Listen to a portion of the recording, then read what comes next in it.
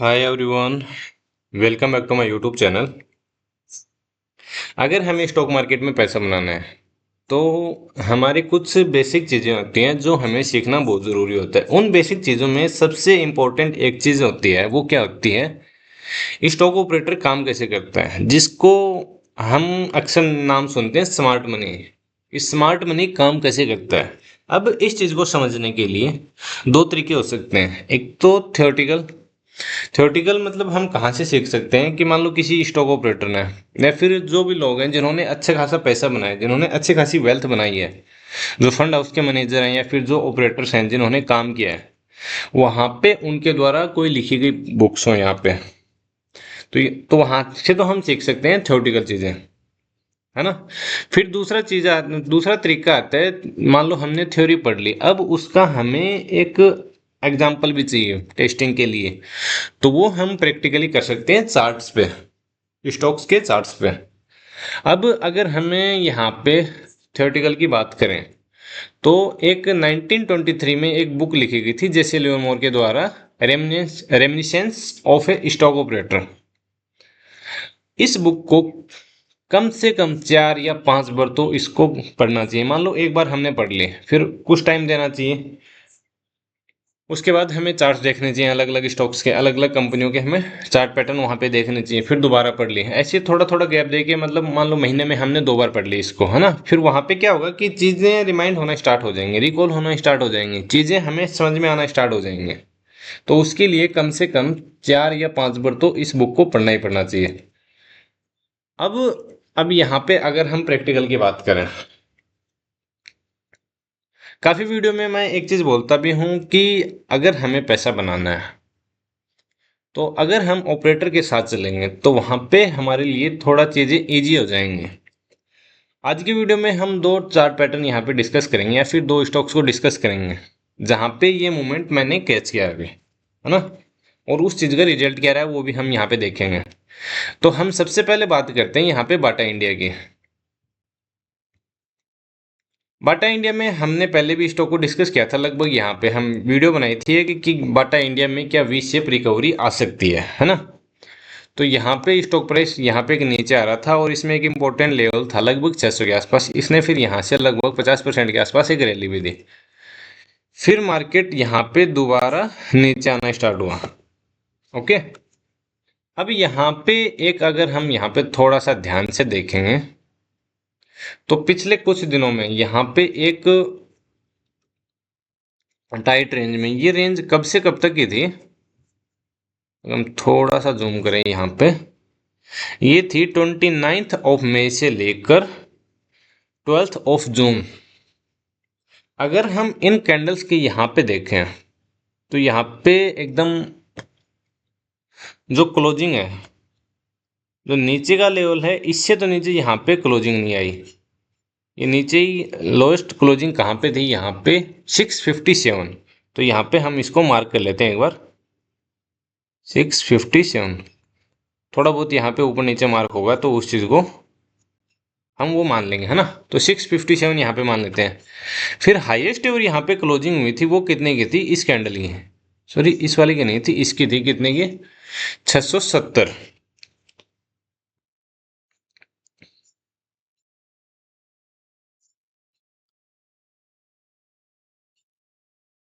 तो ये जो रेंज थी 29 मई से लेकर 12 जून तक का, है ना। तो यहाँ पे कितनी कैंडल बनी, 1 2 3, 3 6, 3 9 और 2 11 कैंडल यहाँ पे बनी है।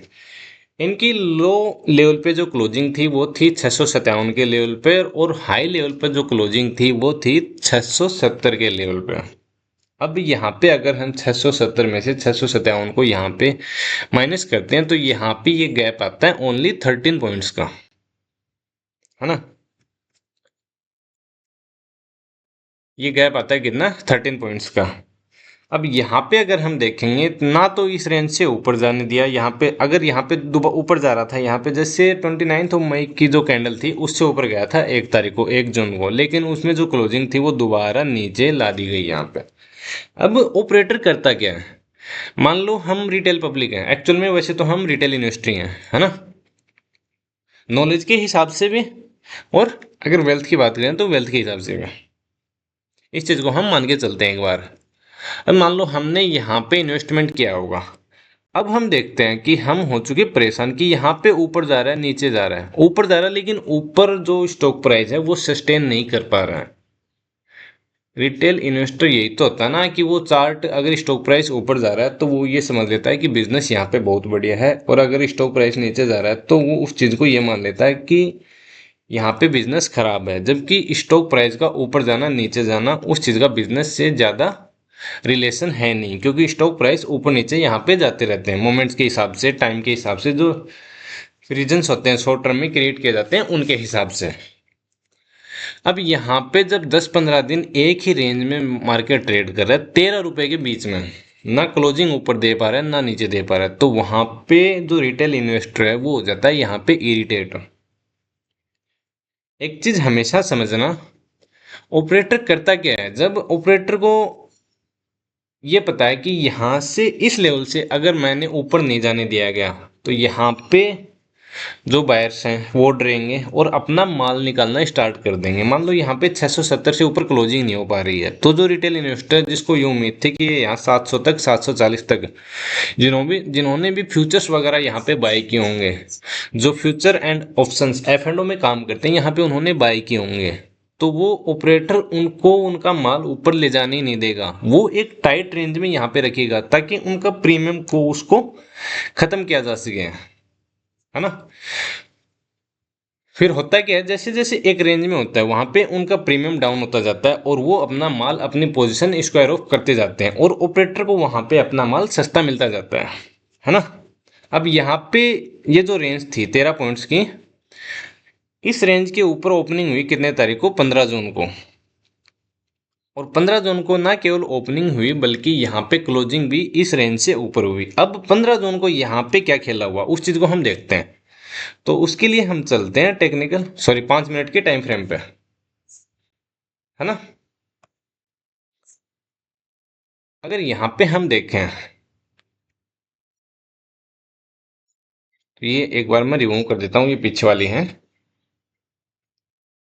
जैसे ये कैंडल है यहाँ पे ओपनिंग है 15 जून की, ये वाली 9:15 पे।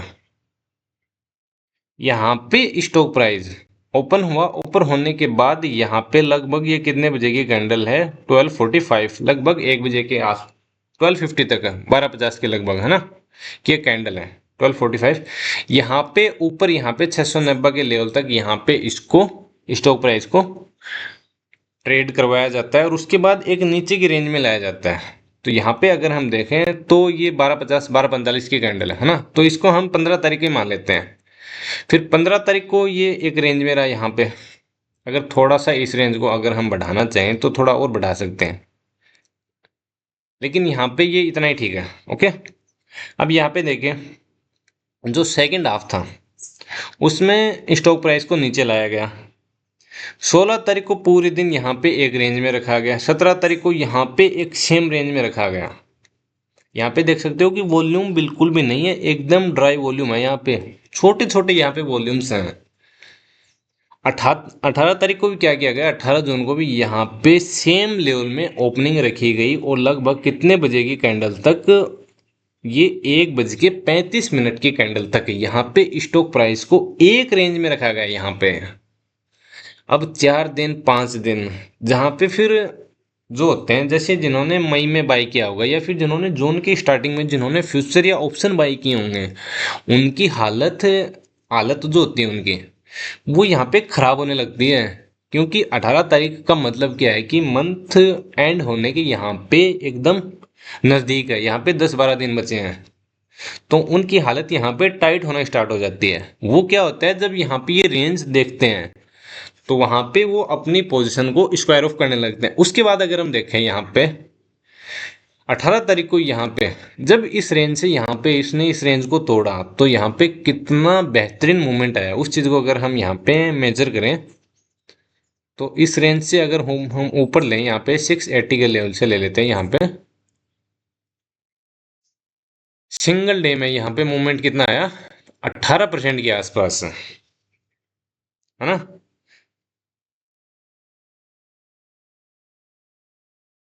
और वॉल्यूम भी यहाँ पे देख सकते हैं एक हैवी वॉल्यूम के साथ। अब ये वॉल्यूम आई कहाँ से होगी? जो रिटेल इन्वेस्टर होता है, जो बिना समझे करता है, यहाँ पे उनका माल यहाँ पे निकलवाया गया है एक रेंज में रख के। ऑपरेटर हमेशा ऐसे ही काम करता है। जब मैं काफी वीडियो में हम ये चीज डिस्कस करते हैं कि हमें चीजों को समझना चाहिए, हमें बिजनेस को समझना चाहिए। वहां पे अगर शॉर्ट टाइम फ्रेम पे, शॉर्ट पीरियड पे वहां पे अगर स्टॉक प्राइस ऊपर नीचे जा रहा है तो हमें उस चीज को लेकर ज्यादा टेंस नहीं होना चाहिए, है ना। अब सेम चार्ट में दिखाता हूँ आपको इंडिगो चार्ट्स का, यहाँ पे सॉरी इंडिगो पेंट्स का।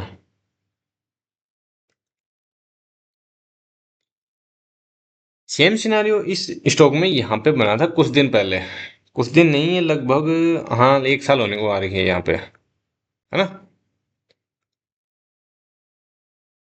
यहाँ पे अगर हम यहाँ पे देखें कितने तारीख से लेकर, ये डेट हम ले लेते हैं यहाँ पे 4 जुलाई से लेकर, और ये डेट कब की है? 23 जुलाई। 19 दिन 20 दिन यहाँ पे एक सेम, अगर यहाँ पे हम देखें तो जो एक सीधी रेखा है यहाँ पे, है ना, वहां पे क्लोजिंग और ओपनिंग लगभग यहाँ पे सेम रखी गई। उसके बाद क्या हुआ यहाँ पे नीचे की तरफ तोड़ा गया। ये डेली बेस पे चार्ट है, यहाँ पे ये मिनट में चार्ट नहीं है कहीं पे। अगर आप ये सोच रहे हो कि ये 1 मिनट या 5 मिनट का टाइम फ्रेम हो, यहाँ पे ये डेली बेसिस है, यहाँ पे आप देख सकते हैं। उसके बाद क्या किया, यहाँ पे नीचे किया गया, हैवी वॉल्यूम की गई, फिर दोबारा इसको नीचे लाया गया। इसका क्या रीजन हो सकता है यहाँ पे, कि यहाँ पे ऑपरेटर को पूरा माल मिला नहीं होगा यहाँ पे, है ना। फिर उसने नीचे लाया, दोबारा स्विंग्स बनाए, किसी भी पीछे वाले स्विंग को इसने हाई पे पार क्रॉस करने ही नहीं दिया। यहाँ पे दोबारा से इसको नीचे लाता गया धीरे धीरे अपना माल भरने के लिए। और जब उसका माल यहाँ पे पूरा हो गया तो यहाँ पे उसने देख सकते हैं कि कितने दिन में, 1 2 3 4 5 6 7 दिन में 34% का मूवमेंट यहाँ पे सिंगल वे में यहाँ पे किया गया है। तो ऑपरेटर हमेशा ऐसे काम करता है, जब ऑपरेटर को ऊपर चीजें ले जानी होंगी तो वो ऊपर नहीं जाने देगा, और जब चीजें नीचे ले जानी होंगी तो वो नीचे नहीं ले जाने देगा। अब मान लो यहाँ पे इस इंडिगो पेंट्स है, इसका स्टॉक प्राइस अगर उसे ऊपर ले जाना था तो यहाँ पे ये नीचे क्यों लाया? जैसा रिटेल पब्लिक सोचती है, रिटेल इन्वेस्टर सोचता है, उससे हमेशा 10 कदम आगे, 2 कदम आगे हमेशा ऑपरेटर होता है, स्मार्ट मनी होता है, वो चलता है।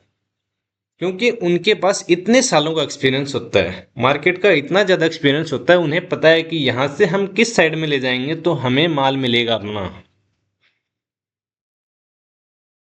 है ना। फिर जैसे कुछ लोगों का पॉइंट हो सकता है कि अनिल भाई मान लो यहाँ तक तो ले गया, फिर ये दोबारा यहाँ पे नीचे आना स्टार्ट क्यों हुआ? तो जैसे यूएस ईरान इजराइल को जो वॉर स्टार्ट हुआ था, उसके बाद जैसे मतलब टेंशन, जियोपॉलिटिकल चीजें वहां पे खराब होना स्टार्ट होती हैं, तो वहां पे फिर कुछ पोजीशंस को बचाने के लिए, जो बड़ी कंपनियां होती हैं उनकी पोजीशंस को बचाने के लिए छोटी कंपनियां होती हैं, उनमें प्रॉफिट बुकिंग होती है, या फिर उनमें सेलिंग लाई जाती है ना। अब ये चीज हमें समझ में कैसे आएंगी? जैसे थ्योरेटिकल तो हम यहाँ पे बुक पढ़ लेंगे, लेकिन अगर हमें प्रैक्टिकल इन चीजों को समझना होगा तो हम कैसे समझ पाएंगे? उसके लिए हमें डेली बेसिस पे, जब मार्केट आवर्स पूरे हो जाएं 3:30 बजे के बाद में, हमें डेली लेवल पे एवरी डे हमें 100 50 200 500 1000 स्टॉक्स के चार्ट हमें यहाँ पे डेली देखने पड़ेंगे, उनकी ओपनिंग हाई लो क्लोज वहाँ पे हमें देखने पड़ेंगी। जब यहाँ पे हमें 2 साल 3 साल 4 साल 5 साल का जब एक्सपीरियंस हो जाएगा, अब मान लो यहाँ पे इंडिगो पेंट्स है, अब कोई बंदा इसको डेली बेसिस पे देख रहा है, इसमें क्या मूवमेंट हो रहा है, वीकली बेसिस पे भी देख रहा है कि एक वीक में यहाँ पे कैसा मूवमेंट हुआ, तो वहां पे वो चीजें उसको फिर रिकॉल होना स्टार्ट हो जाती हैं कि कहाँ पे किस टाइम पे यहाँ पे क्या चीजें हुई थी, कहाँ से स्टॉक प्राइस ऊपर गया था, कहाँ से स्टॉक प्राइस नीचे गया था। तो फिर वो ऑपरेटर का जो बिहेवियर होता है, स्मार्ट मनी का बिहेवियर होता है कि स्मार्ट मनी काम कैसे करता है, वो चीजें सीखने में आसानी होती है। जब हम स्मार्ट मनी कैसे काम करता है, ऑपरेटर कैसे काम करता है, इनका बिहेवियर क्या होता है, कैसे ये स्टॉक को ऊपर लेके जाते हैं, कैसे यहाँ पे स्टॉक प्राइसेस को नीचे लेके जाया जाता है, जब ये चीजें हम सीखने लगते हैं और हम ऑपरेटर के साथ काम करने लगते हैं, स्मार्ट मनी के साथ हम काम करने लगते हैं, तो वहां पे पैसा बनाना थोड़ा इजी हो जाता है। अगर हम रिटेल पब्लिक के वहां पे तुलना करें तो वहां पे फिर काफी ज्यादा इजी हो जाता है। ओके। फिर वहां पे होगा क्या कि मान लो हमने यहाँ पे यहीं पे कहीं पे जैसे हमने इंडिगो पेंट्स को यहाँ पे बाई किया होगा, है ना। तो फिर जैसे ये और नीचे आ गए यहाँ पे 15%, 20%, 30%, जब और नीचे आ जाए तो वहां पे हमें डर नहीं लगता, क्योंकि हमें पता है कि ऑपरेटर ऐसे काम करता है। ऑपरेटर को यहाँ पे माल नहीं मिला होगा पूरा, है ना, तो वो और नीचे लेके आएगा वहां पे। हो सकता है ऑपरेटर का कोई अपना दोस्त, कोई सगा संबंधी यहाँ पे रह गया हो जिसको यहाँ पे और माल चाहिए, यहाँ पे और क्वांटिटी चाहिए, तो फिर वो मिलके यहाँ पे नीचे लेके आते हैं। जैसे ही वहां पे उनका बास्केट यहाँ पे पूरा हो जाता है, उनकी एक लिमिट हो जाती है, तो फिर वो स्टॉक को ऊपर ले जाना स्टार्ट कर देते हैं। चीजें ऐसे ही काम करती हैं। ओके। आई होप वीडियो में दी गई जानकारी आप लोगों को अच्छे से समझ में आई होगी कि ऑपरेटर काम कैसे करता है। ऑपरेटर का हम गेम प्लान यहाँ पे प्रैक्टिकल रूप में हम कैसे जान सकते हैं। अगर वीडियो में दी गई जानकारी अच्छी लगी हो तो वीडियो को लाइक करें, और अगर चैनल को सब्सक्राइब नहीं किया तो प्लीज चैनल को सब्सक्राइब करें और अधिक से अधिक लोगों के साथ शेयर करें, ताकि और भी लोग हमारे साथ जुड़ के चीजों को सीख सकें, समझ सकें। एक चीज हमेशा ध्यान में रखना, जितनी जल्दी आप इस चीज को समझ जाओगे कि अगर हमें मार्केट में पैसा बनाना है, अगर हमें स्टॉक मार्केट में एक वेल्थ जनरेट करनी है, तो हमें दूसरों के भरोसे रहने की बजाय हमें खुद से चीजों को एनालाइज करना सीखना होगा। दूसरे लोग हैं वो हमें केवल राह दिखा सकते हैं, बल्कि हम जबकि उस राह पे हमें चलना खुद को होगा। इस चीज को जितना जल्दी आप लोग समझ जाओगे उतना यहाँ पे आप लोगों के लिए इजी रहने वाला है। बाकी भटकने के लिए पूरी उम्र यहाँ पे पड़ी है। ओके। आई होप आप जो लास्ट लाइन मैंने यहाँ पे बोली है इनको आप एज ए टीचिंग के लें, आप टीचिंग के वे में। ओके। ताकि आपको ये चीज हेल्प कर सके। आज के लिए बस इतना ही। फिर मिलते हैं किसी नए वीडियो के साथ, तब तक के लिए जय हिंद, जय भारत।